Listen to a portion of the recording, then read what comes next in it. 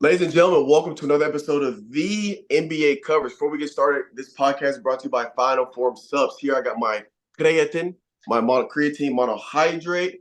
Guys, you got to take care of your bodies. You got to get on supplements. We got multivitamins. We got stuff for hair. If you want to keep your hair nice and healthy and thick, we got all kinds of things. We also have apparel now, accessories. If you got phone cases, etc., etc. Guys, go to finalformsubs.com. That's Final Form Subs. There we go. Calvin's got the joints.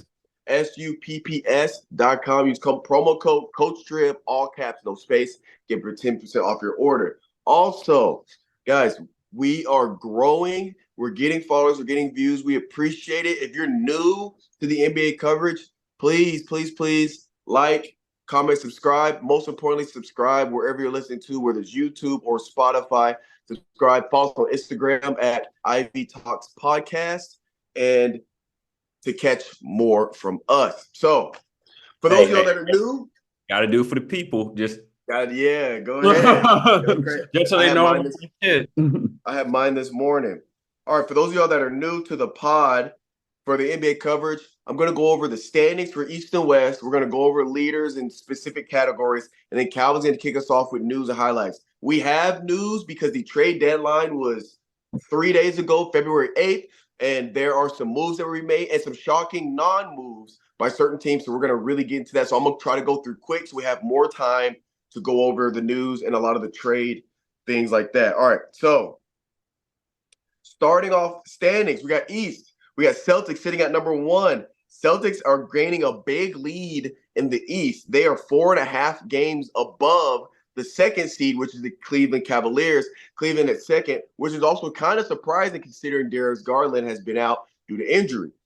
The Milwaukee Bucks are sitting there at 3, Knicks at 4, 76ers at 5, Pacers at 6, Orlando Magic at 7, Miami at 8, Bulls at 9, Atlanta Hawks are at 10, and then 11 is Nets, Raptors 12, Hornets 13, Wizards 14, Pistons sitting there at 15. Now, in the West, like we talked about last episode, it's a tight race for the top 4. So we have the Timberwolves have separated themselves a little bit. Last week we had a 3-way tie and then a 3-way tie for first, and second place was half a game behind.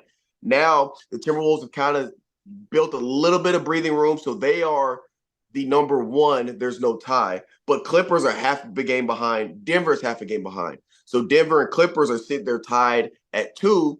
And then OKC is at 3 at 1 game behind. So literally next week, we could be talking about a completely different setup for the top 4. 5th, we got the Kings. 6th, we got the Suns. Pelicans at 7. Mavs at 8. Lakers at 9. Warriors at 10. Jazz at 11. Rockets at 12. Grizzlies at 13. Trailblazers at 14. And the Spurs are at 15. Real quick, leaders. Points per game leaders. 34.5, Luka Doncic. Obviously, we talked about Joel Embiid with injury. He's going to be out for, I believe, anywhere from 4 to 6 weeks. And so he is not on the points per game leaders as of right now because he is on injury reserve. Rebounds per game, Sabonis at 13.2. Assists per game, Tyrese Halliburton at 11.7. Steals per game, we still have Shai Gilgeous-Alexander at 2.2. He's been pretty much at the top the entire season. And blocks per game, no surprise there, Victor Wembanyama. All right, Calvin, go ahead and kick us off for basically trade deadline news as well as highlights. Gotcha, man. So this is loaded right now for the trades and everything. So just bear with me and everything like that. And then we're gonna go into, what team possibly won the trade and everything like that. So we started off the Mavs and everything with the Hornets. The Mavs traded for PJ Washington, second round pick, 2024 draft, and the second round 2028 draft. The Hornets got Grant Williams and Seth Curry, and they got a 2017 first round pick. I don't know about this one, man. I feel like it's an even trade, to be honest. I heard news too that Grant Williams was kind of a locker room problem. I watched it on a podcast, which I want to send that over to you to get your 2 cents about that and everything. Like I said, we don't know. We're just outsiders. I'm just listening to somebody that's inside, that's the NBA insider and everything. Right. I don't even know what that possibly would be. I mean, he seems like a good teammate and everything, but behind closed doors and in the locker room, shit can be, totally different and everything.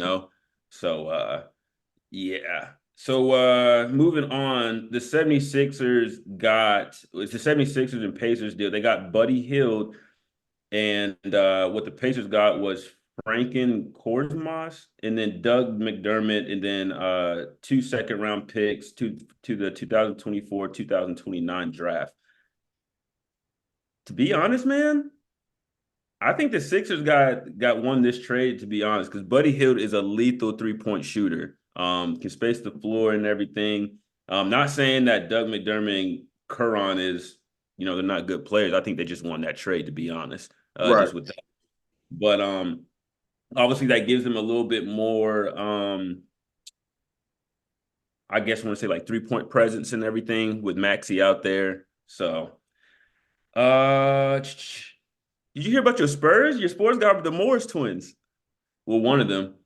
Yes, I did see that. Yeah. I saw that one. I think it's just to have a bench presence and everything, to be honest, with the Spurs. I feel like that's where they're lacking right now is from like that kind of 4 to 5 spot, I guess, from interchangeable. So I feel like right now they're just heavy guard play right now.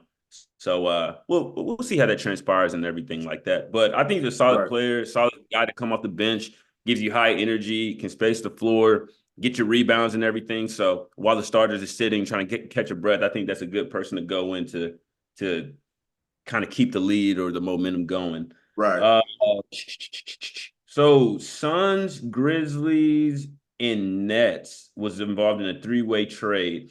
Suns got Royce O'Neal, David Robbie, which is from the Grizzlies, which I don't know who that is. The Grizzlies get a first round pick 2026 draft. They got Mintu, which is I want to say a stretch 5, and then Yato.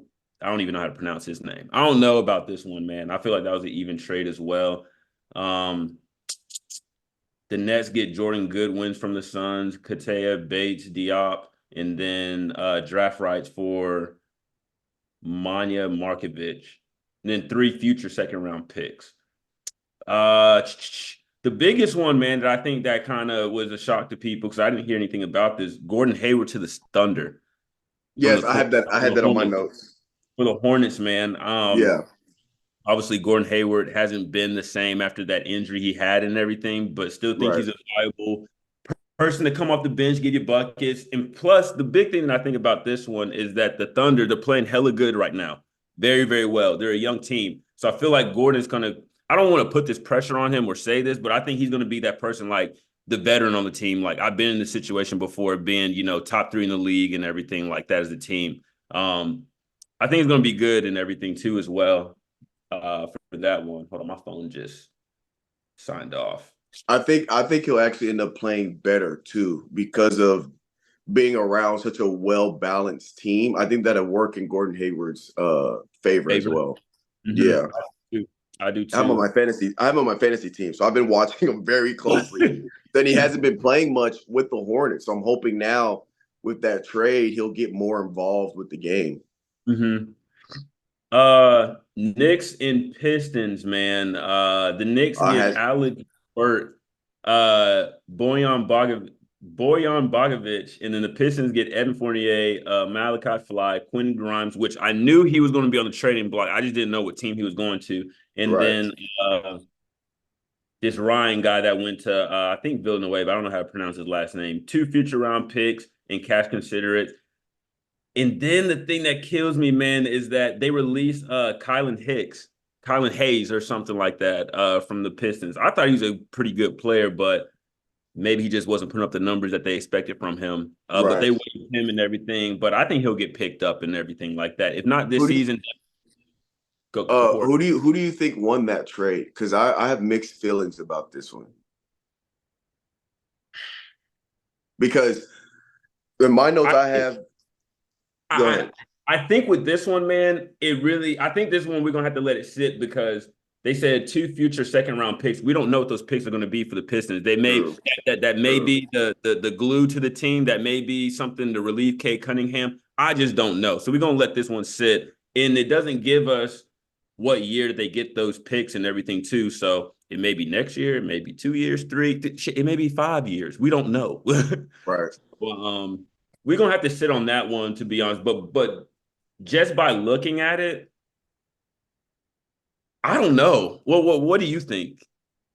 I think, like you said, when it comes to draft picks, you can't really determine who won until those draft picks play out. So there's a lot of things going on. But I think right now, I think just look at the surface. For me, the Knicks win because they're already playing well. They're putting themselves in position to be in the playoffs. They're sitting at number 4 in the East. And you're playing well without your best player in Julius Randle. Jalen Brunson is pretty much putting the team on his back. And I think Grimes, they definitely lose some defensive presence and a little bit of a rim protector with Grimes, but Bogdanovich, one of 13 players, he's averaging over 20 points per game, and he's also shooting over 40% from three.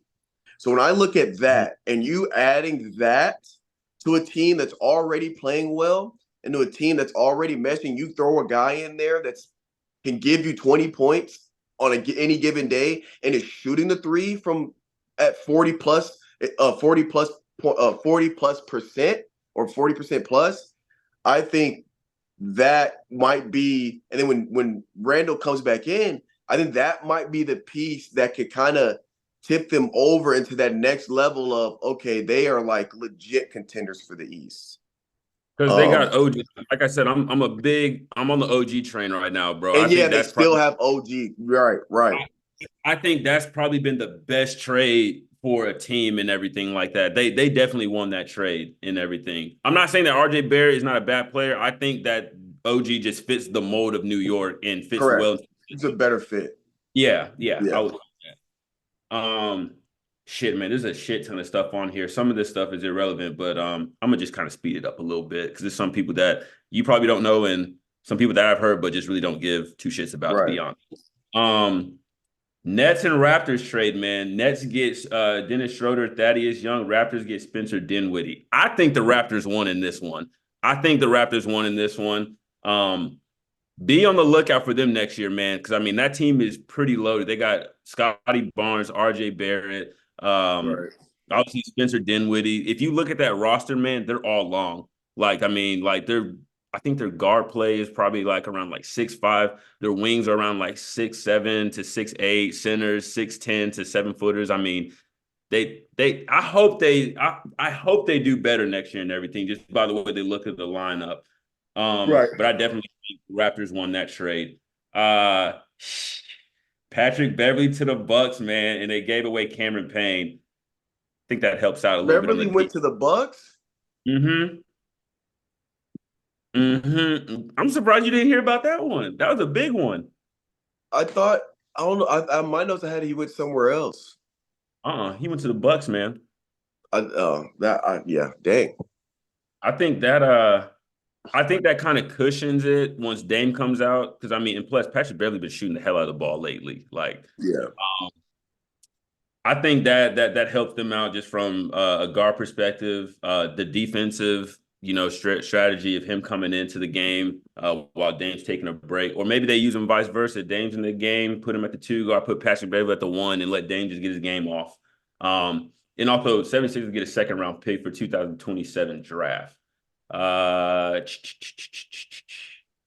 Keep on going down. Keep on going down. The Bucks gave up Robin Lopez to the Kings. I think it's a decent trade, a decent one. And they got the Bucks. Robert. Okay. Yeah. Robin Lopez. Bro, I was about to That's it. say they got rid of Brooke. Yeah. Because Brooke Lopez is actually one of the best 3-point shooting bigs in the game. Mm-hmm. That'd have been a major loss, but no, I forgot. Bro. Kelly Olynyk goes to the Raptors. That's going to help them out just from the big perspective. Yeah. The Jazz get Otto Porter. I really haven't heard too much about him this year. Not really high up on him. Bro, Steven Adams to the Rockets, Oladipo to the Grizzlies, dog. It seems like my man Oladipo can't catch a break, man. I feel bad for him since the injuries. But Steven Adams to the Rockets? I think Steven Adams, the way Steven Adams plays, the way he plays, he's an asset to any team, and he can fit any system because he's Mm-hmm. not a high, like he's not a ball demanding. He's not a scoring center. So, Mm-hmm. but he can score. So the way he plays, he's just gonna set screens. He's gonna be big in the paint, protect the rim, and he's gonna rebound his ass off. And with that type of big, he can fit any system. So anywhere he goes, he'll be an asset. I just liked him on the Grizzlies, so I kind of was a little hurt when I saw the Grizzlies got rid of him or traded him. I don't like saying get rid of, but when they traded him, I was a little hurt because I'm like, man, I liked him on the Grizzlies. Like he fit the system well, but I mean, that's a major pickup for the Rockets. The major Mm-hmm. pickup for the Rockets. And two, their center right now, I don't know how to pronounce his name, but he's a dude that they call like mini Jokic or whatever, the way he be moving. Mm-hmm. I think that'd be a good asset for them too. I don't know how that's going to play and if they're going to move him to the four and move Adam to the five, or if Adam comes off the bench. I just don't know what that's going to look like. But good pickup. I mean, you got a rebounding guy, defensive presence in the paint and everything. Just a great teammate too, man. If you've seen Yeah. his interviews, great. He's just a good dude. So great pick. And that's really it. I mean, the last biggest one is still the Terry Rozier and Kyle Lowry trade. Did you hear about the follow up to Kyle Lowry? I What got they do? breaking news. I got breaking news yesterday. Kyle Lowry is expected to get a buyout, and he's going to sign to the. Oh my gosh, I had it. I had the breaking Don't say news. the He's Hornets. This man about to say the Hornets, bro. no. Hang on. I should have. I thought I screenshot it to Sixers. He's basically signed with the 76ers from the after the buyout from the Hornets. I don't think that makes them better or worse. I don't know, man. I just don't think that. I yeah, I think with Joel Embiid being out for the time being, I think it helps to have a Mhm. guy that's not a ball dominant guy that can distribute the ball, get other guys involved, and he can knock down the open shots and knock down the shots he needs to. So I think it definitely helps for the time being having a veteran guy like that. But it will be interesting to see how the dynamic works with when Embiid comes back. But we'll see because Kyle Lowry had a lot of success with a pick and roll when he was with the Raptors. So having a guy like Joel Embiid be able to have built some chemistry off with him, and then still having Tyrese Maxey in the cut, and we can't forget about Tobias. Tobias Harris, right? Mhm. Yeah, we can't forget about Tobias Harris. So I think you're kind of getting like almost like a CP3-esque type player where he can get to his spots if he needs to, but he's more concerned with getting guys involved. Mhm. So I think they get at the worst there. I think they break even because they're not giving up anything for him because Mhm. he got bought out and he's just going to sign. So I think for 76ers, I think it's a win-win. You get a veteran guy, he could probably help, even if he doesn't contribute too much on the court. He could help with either like culture or locker room, and you're not giving up for him. And he's signing veteran minimum, so he's not hurting your salary cap. So for the 76ers, almost like a why not kind of thing. So we'll Yeah, see how it plays out. I agree with that. I agree with that, my boy. Um, but that's really it, man. I mean, when does the deadline end? Is it today or? No, it was the eighth. The eighth was the deadline. Okay, so no more trades and everything. Yeah, it's So, just some teams waited to the day. It was the day of because the deadline it was the eighth at like 5 p.m. I believe, or maybe 5 p.m. Eastern, I think. So uh-huh. some teams just waited to the day of to make trades. The one thing I do want to talk about is, which some people on like the ESPN talked about, is there are some teams that didn't make any moves, surprisingly, like the Lakers, because there's a lot of buzz about the Lakers getting DeJounte Murray and and then there's some talks about Zach LaVine being in the pool for maybe the Lakers, et cetera, et cetera. But the Hawks don't really make any big moves. Lakers don't make any big moves, and the Bulls don't make any big moves. So, and the Warriors didn't make any big moves. So there are some things of like what are the higher ups planning? Because I mean, you look at the Lakers, it seems like they're a guy or two away from really turning it around because they won the East tournament. We know they got the talent, but it just seems like they're missing some depth pieces on the bench, chemistry wise. So it seemed like they'd make a push to try to find that guy because they're still in the middle of the pack. Like as of right now, they still go playing route. They got a shot. So it's not like they're, bottom of the West. And then they're actually not that far behind. They could potentially make a run and make it to sixth or fifth realistically in the next half of the season. So just some interesting things that I noticed about some teams that didn't make moves, that there had been talks about them making moves all the way up to the deadline. But that's all I really had. What you hit all the stuff I had on my notes, and then that's all I really had outside of that was just some of the non-moves not made. I think with those teams not making moves, I think that they're going to try to push for the offseason. Because, I mean, like you said, like the Lakers, they were in the news. Hawks were in the news. Bulls were definitely in the news and everything. I think that those trade talks kind of stopped once Zach LaVine was out. I think those kind of died down and everything. Oh, yeah, with the injury. And I think and two, man, you got to think about it. Maybe the money wasn't matching up and everything like that. So that's probably where they pulled back and everything. Maybe Jadante Murray's salary was a little bit more than what they expected to bring him onto the team and try to make an even swap. So everything matches out and everything. Right. But it's gotta make sense. yeah, it got to make sense from a money aspect, not from a team, obviously from a team aspect and everything, but you know how the finances go behind the back offices. You don't want to be way too over cap space because then when you go into the offseason, you're like, okay, like we have plans of doing that, but we signed this person. So we got to go back and kind of maybe readjust somebody's contract or something if they're willing to. Like it's a bunch of back office stuff, man, that gets kind of confusing. And plus, like, I feel like these talks and everything's of trade, I feel like those happen, I don't want to say like at the beginning of the season, but like probably like, I want to say maybe until like the 20, 30 games and everything like that. Cause like you said, there's a lot of back office stuff you got to go through. There's probably legal rights you got to go through and everything like that. I mean, just a whole plethora of bullshit you got to go through basically to get somebody signed and traded and everything like that. Then obviously too, if a person doesn't want to go to a certain team, did you hear that shit? That scared the hell out of me, bro. But like I said, you got to deal with, some players are like, oh, no, I don't want to play for that team. I'm going to sit out. You got to deal with that shit too. Yeah. So it's a bunch of stuff, man. But like I said, I think once the offseason hits, those three teams, I'm expecting to see some big moves. I'm expecting them to see them in ESPN and everything on their trades and all that stuff. So like I said, we'll see. We will see.